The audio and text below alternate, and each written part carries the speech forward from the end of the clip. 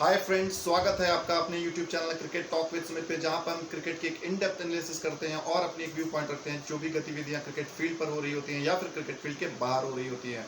तो इंडिया ने Asia cup 8th बार अपने नाम कर लिया है। जैसा कि हम अपना कल एनालिसिस कर चुके हैं कि इंडिया ने क्या किया, क्या नहीं किया और क्या इंडिया के लिए फेवर हुआ श्रीलंका में स्पेशली, जिसकी वजह से इंडियन टीम जीती है।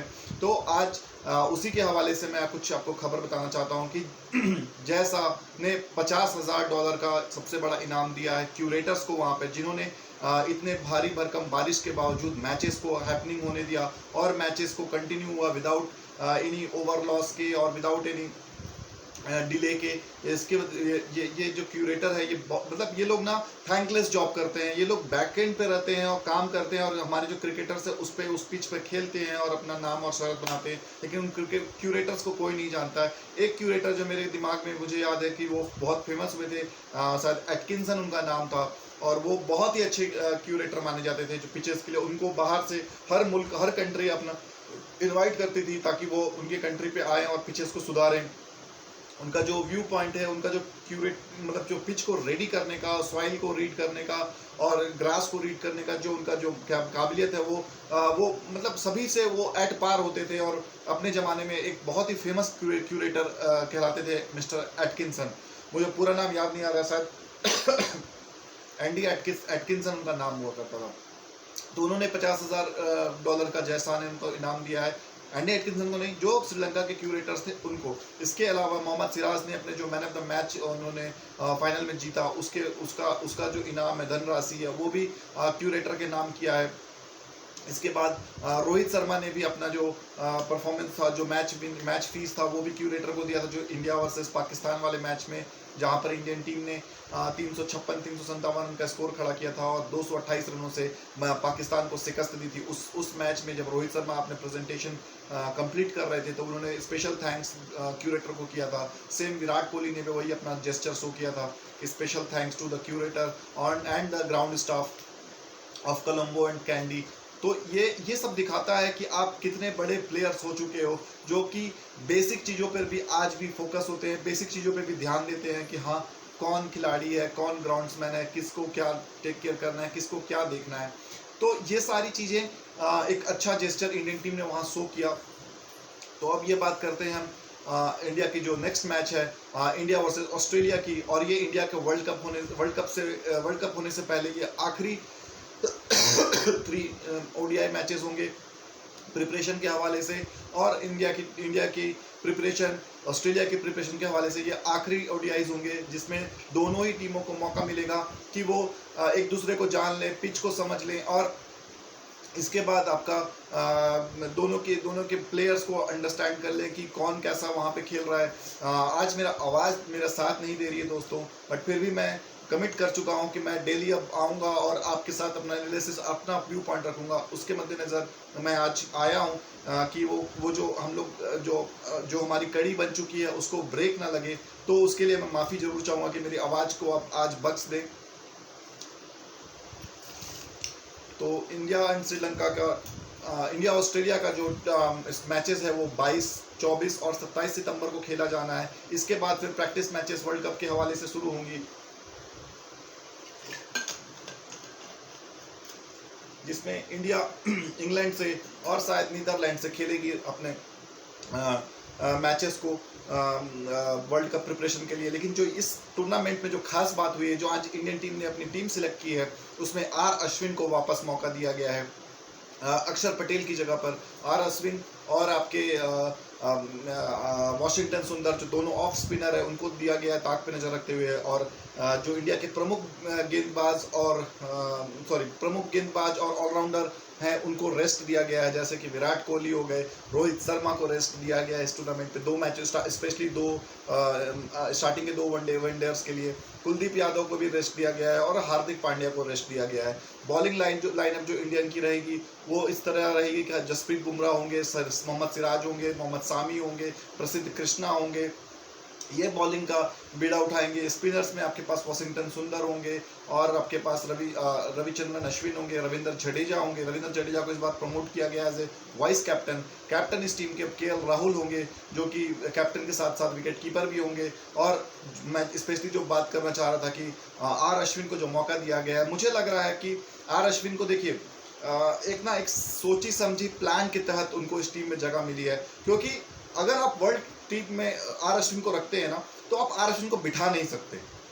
आपको खिलाना ही खिलाना पड़ेगा। और आर अश्विन इतना बड़ा नाम है, उनको आपको खिलाना पड़ेगा। लेकिन इंडियन टीम ने क्या किया था कि वर्ल्ड कप में आर अश्विन को सिलेक्ट नहीं किया था, और उसके बदले इसलिए उन्होंने जो फॉर्म में बॉलर्स है उनको पिक किया था। जैसे आपके रविंद्र जडेजा हो गए, अक्षर पटेल हो गए और कुलदीप यादव हो गए। तो आर अश्विन को यहाँ पर 2-3 चीज़ें प्रूव करनी होगी कि जैसे अगर उनको मौका मिलता है और अगर वो नहीं खेल पाते हैं, तो टीम मैनेजमेंट के पास फिर कोई रीज़न नहीं होगा या कोई बैशिंग नहीं कर सकता है कि इंडिया में मैच हो रहा है और आर अश्विन को इंडियन टीम ने पिक नहीं किया है। तो इससे इंडियन जो स्टाफ है और इंडियन जो मैनेजमेंट है, वो दोनों उसके दोनों चीज़ें सॉल्व हो जाएंगी।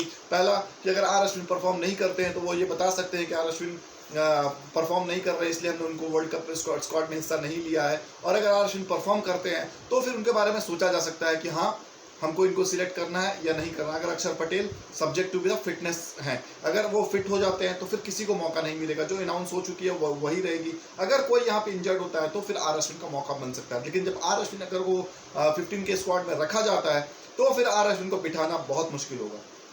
सेम चीज T20 वर्ल्ड कप में हुआ था कि आर अश्विन को इंडियन टीम बिठा नहीं पाई थी और खिलाते चले गए, जहां पर युजवेंद्र चहल को एक बार भी मौका नहीं मिल पाया खेलने का। क्योंकि उस जो युजवेंद्र चहल का जो वहां पर जो पिचेस थे, वहां पे उनको ज़्यादा सूट करता, क्योंकि वो लेग स्पिनर है। और लेग स्पिनर जब राइट हैंडर के अगेंस्ट में बॉल निकलती है ना, तो उसको खेलना मुश्किल होता है। आप उस ऑस्ट्रेलिया वाले जो T20 वर्ल्ड कप हुआ था, वहाँ पे सभी को उठा सकते हैं।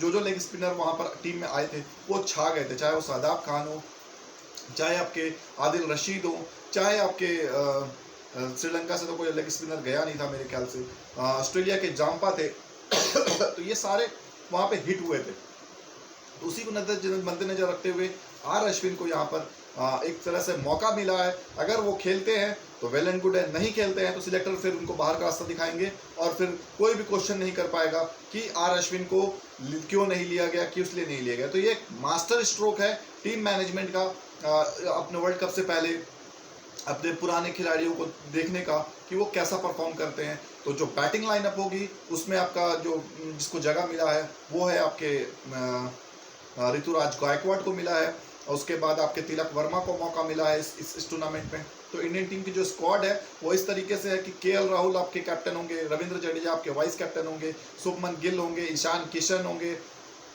तिलक वर्मा होंगे, इसमें शार्दुल ठाकुर होंगे, उसके बाद आपके पास जसप्रीत बुमराह होंगे, मोहम्मद सिराज होंगे, मोहम्मद सामी होंगे, प्रसिद्ध कृष्णा होंगे, वाशिंगटन सुंदर होंगे, आपके रविचंद्रन अश्विन होंगे, उसके बाद सूर्य कुमार यादव हैं आपके पास।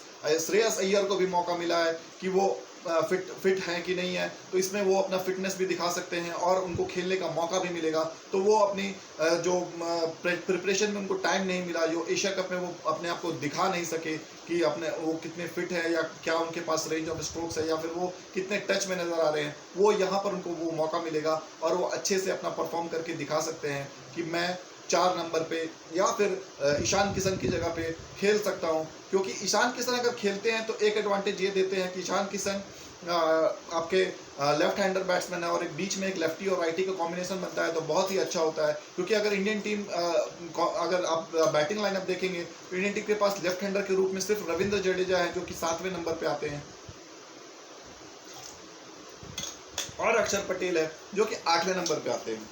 लेकिन इन दोनों पे आप लंबी इनिंग्स का या पार्टनरशिप बिल्ड करने के लिए आप नहीं सोच सकते हैं। तो उस जगह पे ईशान किशन एक मेजर रोल प्ले करते हैं कि लेफ्ट हैंडर बीच में आ रहा है और एक लंबी पार्टनरशिप भी लगा सकता है, कभी भी अपोजिशन को अटैक कर सकता है, कभी भी वो अपना चाहे तो वो सिंगल डबल खेल सकता है और वो कभी भी एक तरफा मैच ले जा सकता है। उन्होंने डबल बड़ी पारियां भी खेल सकता है, डबल स्कोर भी किया, डबल सेंचुरी भी किया हुआ है ईशान किशन ने। उसके बाद विकेट कीपर का भी एक ऑप्शन देते हैं वो कि अगर खुदा न खास्ता अगर केएल राहुल को इंजरी हो जाती है तो वो एक स्पेशलिस्ट विकेट कीपर की तरह से भी खेल सकते हैं। तो ईशान किशन एक वर्साटाइल प्लेयर है जो कि हर समय आपको कहीं ना कहीं पे कुछ ना कुछ उपयोग करके देते हैं। और उसी तरीके से श्रेयस अय्यर का उतना कॉम्पेटिबिलिटी नहीं है, और या फिर श्रेयस अय्यर का आप ये बोल सकते हैं कि उतने वर्सेटाइल नहीं है। उनके रेंज ऑफ स्ट्रोक्स हो गए, सभी लोग पता है कि वो शॉर्ट बॉल में उनकी थोड़ी प्रॉब्लम है और वो उस तरीके से अच्छे से नहीं खेल पाते हैं, स्पेशली अगेंस्ट पेस बॉलर। तो वहाँ पर उनको दिक्कत चैलेंजेस आती हैं। तो इसीलिए वहाँ पर ईशान किशन एक हिट हो साबित होते हैं। इसलिए ईशान किशन को टीम मैनेजमेंट बहुत ही अच्छे तरीके से देख रही है कि, और ईशान किशन का सबसे अच्छी बात कि वो एज ए ओपनर भी खेल सकते हैं। अगर रोहित शर्मा या फिर शुभमन गिल अगर इंजर्ड होते हैं तो वहां पर ईशान किशन को आप as a third backup opener के तौर पे देख सकते हैं। केएल राहुल को आप बैकअप ओपनर की तरह देख सकते हैं। तो ये जो इंडियन टीम जो अभी बन रही है ना, या जो दिख रही है, ये बहुत ही एक प्रॉपर जेलअप टीम बन रही है। सभी का यहाँ पे बैकअप तैयार हो रहा है, चाहे वो स्पिनर हो चाहे वो पेसर हो। मतलब मोहम्मद सामी जैसा बॉलर अगर वो बेंच पे बैठ रहा है तो आप सोच सकते हैं कि जसप्रीत बुमराह एंड मोहम्मद सिराज किस फॉर्म पे होंगे, हार्दिक पांड्या किस फॉर्म पे होंगे। तो ये 3 पेसर इंडिया को यहाँ पे जाने होंगे, 3 स्पिनर के साथ इंडिया को उतरनी होगी, चाहे वो अक्षर पटेल, कुलदीप यादव और रविंद्र जडेजा के रूप में इंडियन टीम देखे, या फिर वाशिंगटन सुंदर, या फिर इसमें क्या बोलते हैं रविचंद्रन अश्विन। ये इनको आप ला सकते हैं टीम में, जिसकी वजह से टीम का जो कॉम्बिनेशन है, टीम का जो अटैक है वो लीथल बन सकता है। और दूसरी तरफ हम ऑस्ट्रेलिया की ओर देखें तो ऑस्ट्रेलिया फुल स्ट्रेंथ के साथ आ रही है। ऑस्ट्रेलिया भी अपने आजमाएगा कि हम अपने फुल स्ट्रेंथ को देखें। जो उनके वर्ल्ड कप स्क्वाड का हिस्सा नहीं है बट वो भी वो टीम में आ रहे हैं, जैसे कि आपके मार्नस लबुशेन हो गए, उसके बाद आपका नेथन एलिस है, तनवीर शंगा है। ये कुछ ऐसे प्लेयर्स हैं जो कि वर्ल्ड कप का स्क्वाड का हिस्सा नहीं है लेकिन ये फिर भी आ रहे हैं। अगर ट्रेविस हेड इंजर्ड नहीं होते हैं तो उसकी जगह पे अगर इंजर्ड हो जाते हैं तो फिर मार्नस लबुशेन का खेलने का मौका मिलता है। अगर वो इंजर्ड नहीं होते हैं, वो फिट आ जाते हैं, तो मार्नस लबुशेन को वापस फिर जाना होगा। लेकिन टीम मैनेजमेंट ने मार्नस लबुशेन को ऑस्ट्रेलिया टीम के साथ ही रखा है ताकि अगर कभी भी किसी को भी इंजरी हुई तो उनका तुरंत रिप्लेसमेंट मार्नस लबुशेन को भेजा जा सके। मेरे ख्याल से ऑस्ट्रेलियन टीम ने यहाँ पे थोड़ा सा एक ट्रिक मिस किया है, क्योंकि अगर सभी हार्ड हिटर बैट्समैन को आप रखोगे तो इंडिया में मार्नस लबुशेन टाइप के बैट्समैन होना बहुत जरूरी है, जो सिंगल डबल निकालते रहते हैं, बीच में ऑड इवन एक बाउंड्री लगाते रहते हैं। क्योंकि यहाँ पे आपको 50 ओवर में अब जो गेम है वो बदल चुका है। यहाँ पे आपको 20 ओवर की तरह नहीं, आपको 50 ओवर भी एक तरह से टेस्ट मैच की तरह देखना है कि जो लंबी पारी निकाल सके, जो पिच पे टिक सके, जो खड़ा हो सके। और इस समय मुझे ऑस्ट्रेलिया टीम में सिर्फ स्टीव स्मिथ नजर आते हैं जो पिच पे खड़े हो सकते हैं और इनिंग को बिल्डअप कैसे कर सकते हैं वो दिखाता है उनका जज्बा। और स्टीव स्मिथ एक ऐसे प्लेयर है जो कि अगर वो खड़े हो गए तो वहां से ऑस्ट्रेलिया का मैच जीतना लगभग तय माना जाता है। तो उसी तरीके से अगर आप मार्नस लबुशेन को मौका दें, 4 पे खिलाए या 5 पे खिलाए, तो वो आपको उसी तरीके का एक बैटिंग स्टाइल और उसी तरीके का एक परफॉर्मेंस दे सकते हैं मार्नस लबुशेन। लेकिन ऑस्ट्रेलिया ने जो ट्रिक मिस किया है कि वो सभी ऑल अटैक बैट्समैन की ओर गए हैं, चाहे वो ट्रेविस हेड हो, चाहे डेविड वार्नर हो, चाहे आपके कैमरून ग्रीन हो, मिचेल मार्श हो, मार्कस स्टोइनिस हो, ग्लेन मैक्सवेल हो। ये सारे हार्ड हिटर बैट्समैन हैं। अगर चले तो चल गए, नहीं चले तो फिर आपका जो 50 ओवर का गेम है ना, ये बहुत बड़ा दिखने लगेगा, क्योंकि यहाँ पर आपको सिंगल रोटेट करने वाला बॉलर बैट्समैन चाहिए। ऑस्ट्रेलिया ने क्या किया है कि पूरे ऑलराउंडर भर दिया है, चाहे वो आपके ट्रेविस हेड हो, बॉलिंग बैटिंग दोनों कर सकते हैं, उसके बाद मिचेल मार्श हो, उसके बाद आपके स्टोइनिस हो, उसके बाद आपके पास ग्लेन मैक्सवेल हो। ये सारे के सारे अपने ऑलराउंडर की टीम पूरी भर दी है, 4 से 5 लोग जो बैटिंग भी कर सकते हैं, बॉलिंग भी कर सकते हैं। लेकिन मेरा मानना है कि यहाँ पे स्पेशलिस्ट अगर होगा ना तो वो ज़्यादा कारगर शामिल होगा। हाफ आधा तीतर आधा पटेर अगर आप खिलाते रहेंगे तो वो कोई फ़ायदा नहीं देगा इंडिया में।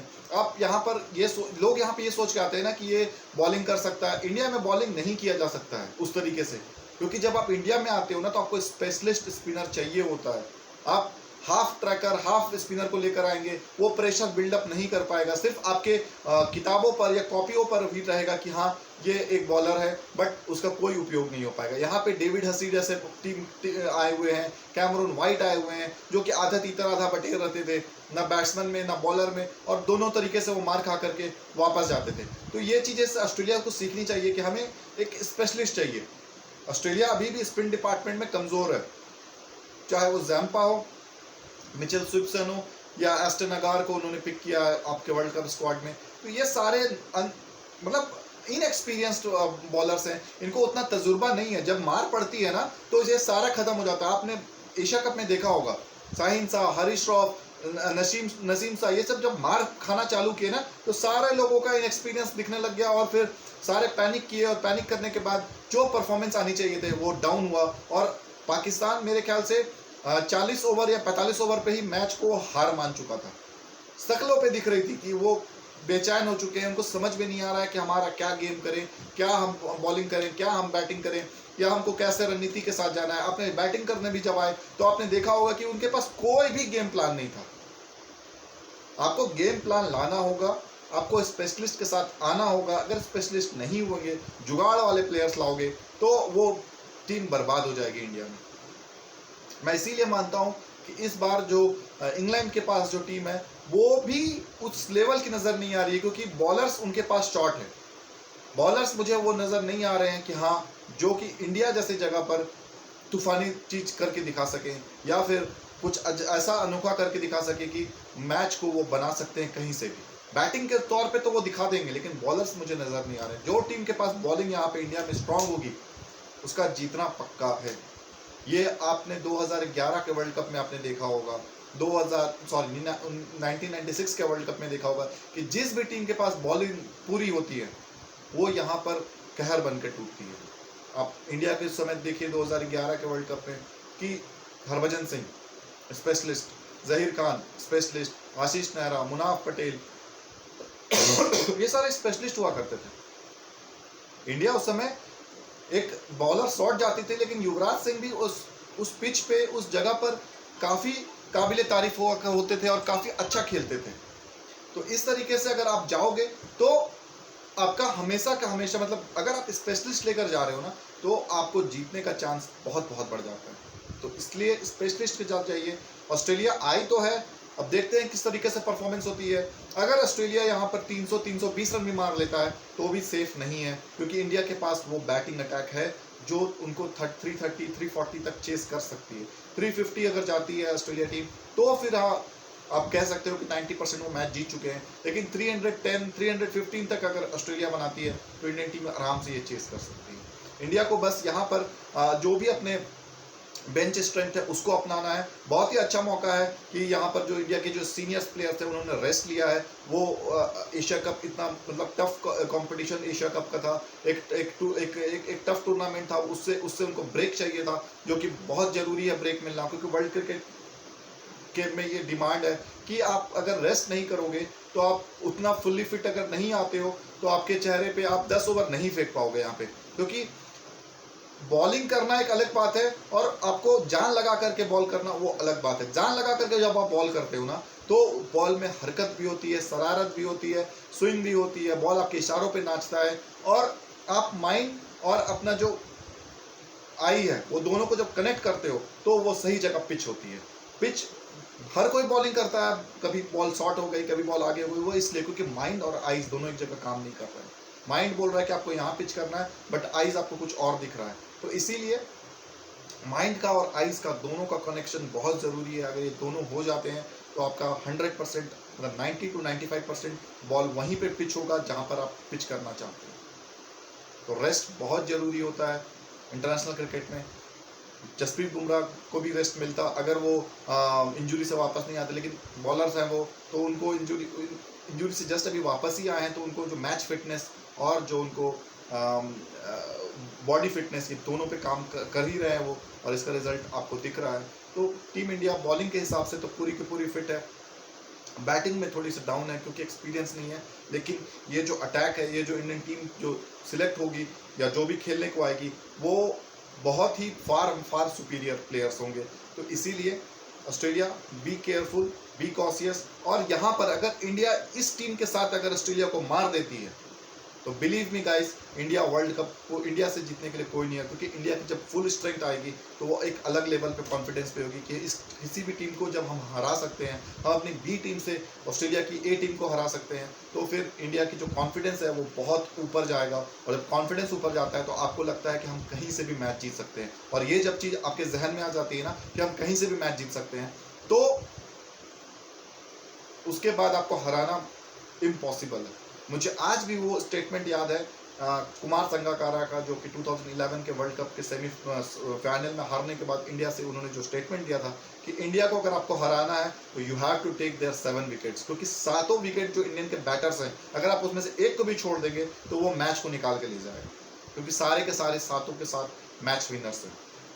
तो इसीलिए अगर आपके पास मैच विनर्स आ जाते हैं ना, हर टीम में 5-6 मैच विनर्स होते हैं, अगर वो 5-6 की जगह पे अगर आपके 8-9 मैच विनर्स है ना, जो कहीं से भी मैच निकाल, अगर बॉलिंग में है तो बॉलिंग से निकाल सकता है, बैटिंग है तो बैटिंग से निकाल सकता है, फील्डर है तो फील्डर से निकाल सकता है, अगर ये 7-8 आपके पास मैच विनर्स बन जाते हैं तो आपको हराना इम्पॉसिबल है। 2019 के वर्ल्ड कप में इंग्लैंड के पास 8-9 मैच विनर्स थे जो कि कहीं से भी मैच निकाल सकते थे। यही एक मेन रीज़न था कि इंग्लैंड 2019 का वर्ल्ड कप जीती। बहुत ही खतरनाक टीम। एक समय ऐसा था कि अगर इंडिया ने इंग्लैंड को हरा दिया होता वो मैच पे तो इंग्लैंड बाहर थी टूर्नामेंट से, लेकिन इंग्लैंड ने बाउंस बैक किया, इंडिया को भी हराया, सेमीफाइनल में भी अपने अपोनेंट को हराया, फाइनल में न्यूजीलैंड के साथ खेले, कांटेदार मुकाबला था, लेकिन वहाँ पर इंग्लैंड ने एज आउट किया और मैच निकल गया न्यूजीलैंड के हाथों से। सिर्फ नंबर ऑफ बाउंड्रीज किसने ज़्यादा स्कोर की थी इस बात पर 2 बार टाई हुआ। एक तो रियल जो 50 ओवर्स इनिंग थी उसमें भी टाई हुआ, उसके बाद आपका जो सुपर ओवर था उसमें भी मैच टाई हुआ, लेकिन सुपर ओवर में ये फैसला था कि जो भी टीम ज़्यादा बाउंड्री स्कोर करेगी वो जीतेगी, उस बेसिस पे जीत गई।